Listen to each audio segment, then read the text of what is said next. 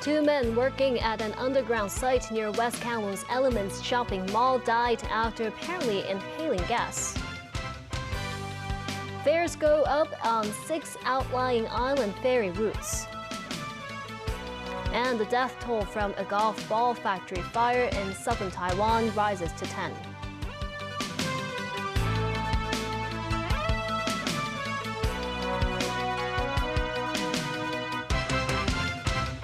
Hello, welcome to TVB News. Two men working at an underground facility near the high-speed rail's West Kowloon station died after apparently inhaling gas. Some of the victims' relatives said the two were supposed to get off work last evening, but they lost contact with the two throughout the night. The families only found out about the incident after contacting the employer of the two men this morning. Timothy Lee has our top story. Two male workers, aged 61 and 63 respectively, were suspected to have been trapped underground for the entire night and were unconscious when brought to Queen Elizabeth Hospital. Their relatives rushed to the emergency ward. Both workers were later pronounced dead.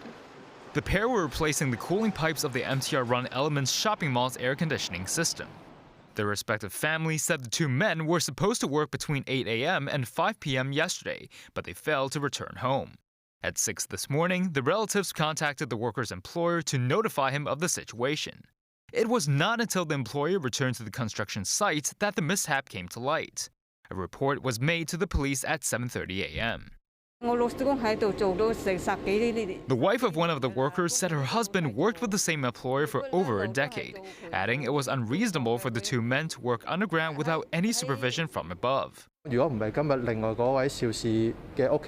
Mr. Lau, a son of one of the workers, noted that he only found out about his father's accident after the family of the other worker called the employer. He said he originally planned to have lunch and celebrate Mid-Autumn Festival with his father today. Sources say the incident occurred next to a 200-meter-long underground site with a height and length of 5 meters. Fire services personnel found the two men 6 meters below ground and brought them back to ground level after an hour. Susie Mann, a spokesperson for an industrial accident victim rights group, called the incident unacceptable, saying the MTR has responsibility in ensuring the safety of the workers.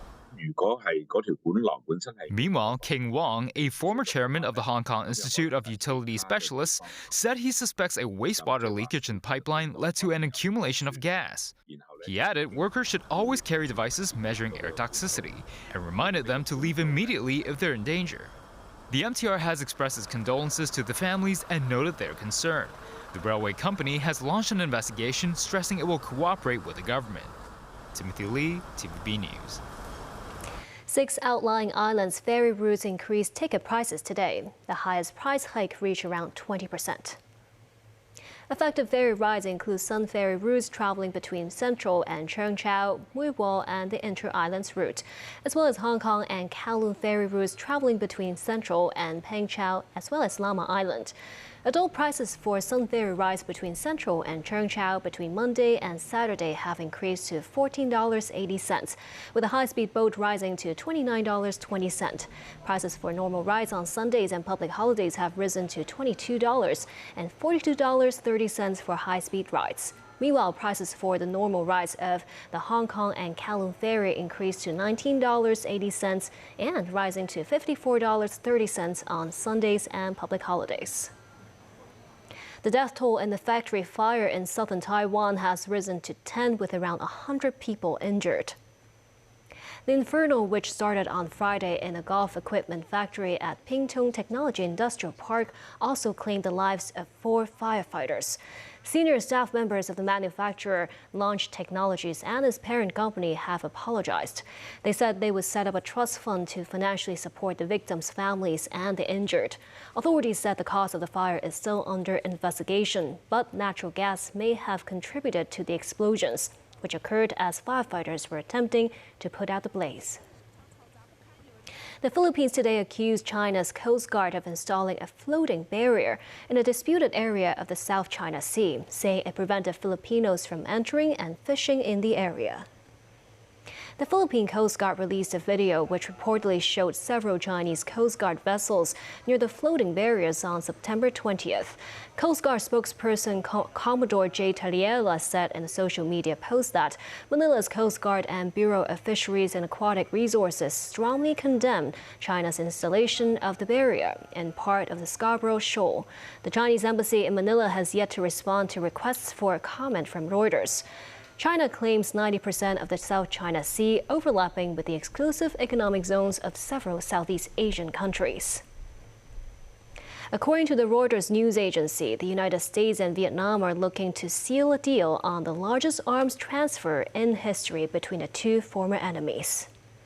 The deal, which could irk China and sideline Russia, would see the sale of a fleet of American F-16 fighter jets to Vietnam amid tension between Hanoi and Beijing in the disputed South China Sea.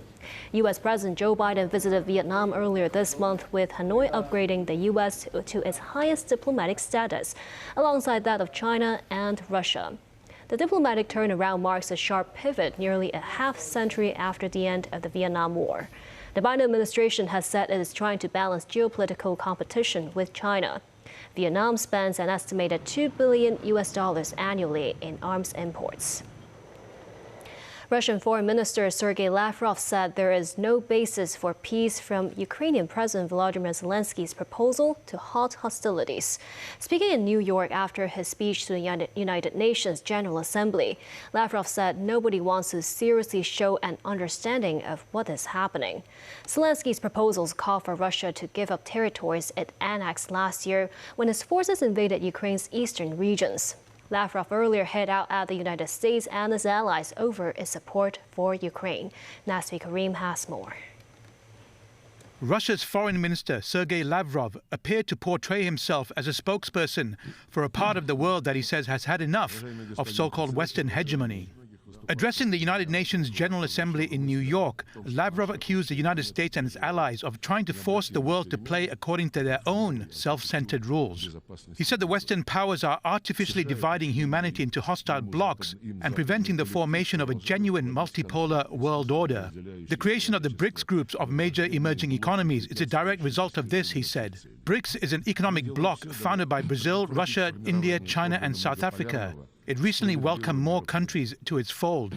In a later press conference, Lavrov was forthright in describing the conflict with Ukraine as a proxy war between Russia and the US. The US is effectively engaged in hostilities with us, using Ukrainians as fodder, Lavrov said, referring to the tens of billions of dollars Washington has provided to Ukraine in weapons and aid. One of those weapons was used by Ukraine to hit the Russian Navy's Black Sea Fleet headquarters in Sevastopol on Friday. Russian reports say more Ukrainian missiles were fired at Sevastopol on Saturday. Meanwhile, Ukrainian President Volodymyr Zelensky was in Lublin, Poland, handing out awards to two Polish volunteers. Bianka Lazuska is a journalist who helped transport wounded children to Polish hospitals. Damian Duda, an academic and combat medic, gathered a medical team to help injured soldiers near the front line. Zelensky did not meet any high-ranking Polish officials, given the strained relationship between the two countries over Poland's ban on Ukraine grain imports to protect the livelihood of local farmers. Speaking on board a plane heading to Rome, Pope Francis alluded to Poland's related decision to halt weapon supplies to Kiev, saying the arms industry was responsible for the martyrdom of Ukrainian people. He added that even the withholding of weapons is serving to extend that misery. Nasvi Karim, TVB News. In Somalia, an explosives-laden vehicle on Saturday detonated at the security checkpoint in the central city of Beledweyne, killing at least 18 people and wounding 40 others. Beledweyne in Hirshabelle State has been the center of the Somali government's latest military offensive against extremists from East Africa's al-Qaeda affiliate Al-Shabaab. There was no immediate claim of responsibility from Al-Shabaab, which often carries out such attacks and controls parts of Somalia. One witness said a truck loaded with explosives forced its way past a checkpoint, and a security pickup vehicle was chasing the truck when it exploded. Officials say the death toll could rise to as high as 30. A protest march took place in London over Brexit, even though it has been more than 7 years since the UK voted to leave the European Union. Thousands were waving EU flags as they joined the National Rejoin March. They say the UK's exit was a huge mistake and are campaigning to rejoin and believe it can happen. The Belgian Prime Minister was a guest speaker at the event. Not everyone agrees.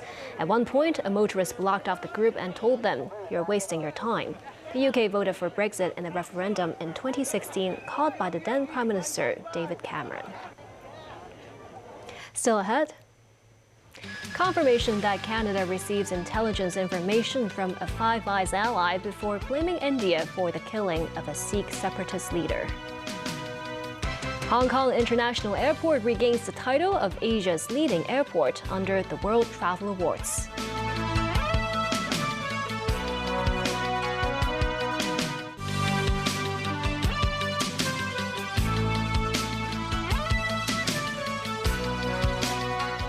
Welcome back. It's been confirmed Canada received intelligence information from a Five Eyes ally when it blamed India for the assassination of a Sikh leader. The U.S. ambassador to Canada told a TV channel that was the case. Meanwhile, in India, investigators are trying to seize the alleged separatist leader's property. David Garrett reports. Canadian Prime Minister Justin Trudeau has become a public enemy in India after he stood up in Parliament and announced agents of the New Delhi government were involved in the murder of a Sikh leader in Canada in June. Reports suggest Canada was working on information from at least one of their Five Eyes intelligence partners. It's unclear if the source was America, the UK, Australia or New Zealand. The US ambassador to Canada spoke to CTV to confirm the group had pulled resources, and that was the basis of Trudeau's accusation. 45-year-old Hardeep Singh Nijjar was gunned down outside a Sikh temple in Surrey, a Vancouver suburb, 3 months ago. The naturalised Canadian had called for an independent Sikh homeland and was designated a terrorist by India. The intelligence partners are helping Canada, but antagonising the world's most populous nation. They need to find some way to signal their support to Canada during this very difficult moment. But indeed, those same countries, especially the US and the UK, they have very important relationships with India as well. And certainly the US, which has this strategic partnership with India because of, indeed, this strong view that India can play that role of counterweight to China. So the US is in a tough spot. India has denied any link to the killing. A court of the National Investigation Agency issued a notice in the northern city of Mohali to confiscate property belonging to Nijjar. It's another move by India after it expelled a senior Canadian diplomat and refused to help Canada in its investigation. The most ideal way, which is probably the least likely way to resolve it, is for India to agree to cooperate with Canada in Canada's investigation of this assassination. That has been Canada's core consistent demand from day one. But, India has, as I understand it, not been willing to do so, whether that's because it feels it has something to hide or it doesn't trust Canada or what, we don't know. The diplomatic row continues to escalate. Sikhs are unsure whether to trust Western intelligence, even though Canada has provided no real evidence, or believe India, who say the allegations are absurd. David Garrett, TVB News. Several train cars on the MTR's Cheung Kwan O line have been vandalized by spray paint. MTR authorities said they have contacted the police. Several social media posts said graffiti could be seen on train cars at the Cheung Kwan O station platform. The MTR said their staff discovered the graffiti at around 9 this morning and have contacted authorities for further investigation. Last week, spray paint was found on several train cars at the MTR's Siu Ho Wan depot. In the first 8 months of this year, Hong Kong saw more than 24 million air passengers. That's more than 13 times higher than the low base number last year during the pandemic.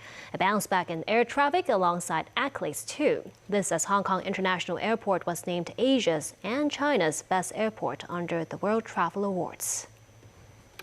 Hong Kong International Airport was named Asia's leading airport in the 30th World Travel Awards, reclaiming the title after losing the top spot to Singapore's Changi Airport last year. Hong Kong also retained its position as having the best airport in China in the annual award. The airport authority says it's encouraging to learn that their efforts have been appreciated by travelers and industry experts around the world through their votes. In August, Hong Kong International Airport handled 4 million passengers, up 5% compared with last month, or a surge more than sevenfold from last year. The daily average passenger number rose to 130,000, returning to two-thirds of pre-pandemic levels. Flights and cargo throughputs grew by around 4% and 2% respectively. The numbers of passenger flights to and from the mainland, Southeast Asia and Japan saw the most marked increases. Under the World Travel Awards, Dubai International Airport clinched the world's leading airport title in 2022. But this year's global winner is not out yet. Meanwhile, the accolades of Asia's leading airline and hotel go to Singapore Airlines and Raffles Singapore, respectively. The driver and passenger of a car ran away after crashing into another vehicle in Yau Ma Tei. Authorities later arrested 2 men and found suspected weapons in their vehicle. The other car also fled the scene. Footage provided by viewers showed the moment of the crash. The front of the black car was severely damaged. The vehicle was parked on the side of the road. The incident occurred at around 8 a.m. on Nathan Road. The black car was traveling on Waterloo Road towards Kowloon City and smashed into the white vehicle. Police later found knives and batons inside the black car. The 2023 District Council ordinary election is slated for December 10th. It will be the first district council poll held after the electoral overhaul. Starry Lee, chairwoman of the city's largest political party, said, together with the district services and community care teams in operation across 18 districts, the revamped district councils could improve efficiency in resolving district-level issues. In the upcoming district council election, only 88 of the 470 seats will be directly elected. Previously, more than 90% of the seats were returned by popular vote. Among pro-establishment parties, the Democratic Alliance for the Betterment and Progress of Hong Kong devoted the most resources to district-level work. Speaking to TVB News, its chairwoman Starry Lee, who has also served as a district councillor for more than 20 years, said the non-district-based councillors could offer more professional opinions from their respective expertise and backgrounds. What about different political backgrounds? Some opposition parties would like to field their candidates to run in the district council polls. How hopeful do you think they could actually, serve the community through the district level election? I think whichever party or whoever intend to serve the community is welcome. We all know that now this is a new system. All who would like to participate in district council election will be the patriot, and they have to fulfill the legal requirement. And I think once they all fulfill the legal requirement, then they can compete with each other, regardless of which party they belong to. She said there won't be fewer sparks in political debates, but just fewer people who oppose for the sake of opposing. With that, she added the government can focus more energy on driving Hong Kong's development while navigating the complex geopolitical environment. Meanwhile, under the latest guideline from the Home Affairs Department, district care team members can now stand in a district council election to avoid any potential conflict of interest. We know that the care teams have been set up by the government to consolidate community resources and beef up the community and district level networks. But do you think there will be an overlap between the care teams and the current district councils? I don't think there will be a serious overlapping. Well, but of course, I believe the overall district level work will be another important issue for the government. And I think it leaves a lot of room for them to decide and implement. They have now the new district council, and also they have the 3 district board, and also they have the caring team. How all these members collaborate together and work together with the government is a very important issue. She hopes the 3 district-based teams will resolve district affairs more directly and efficiently without the need to bring issues such as hygiene black spots to government bureau chiefs in future. And that's the news. Thank you for watching.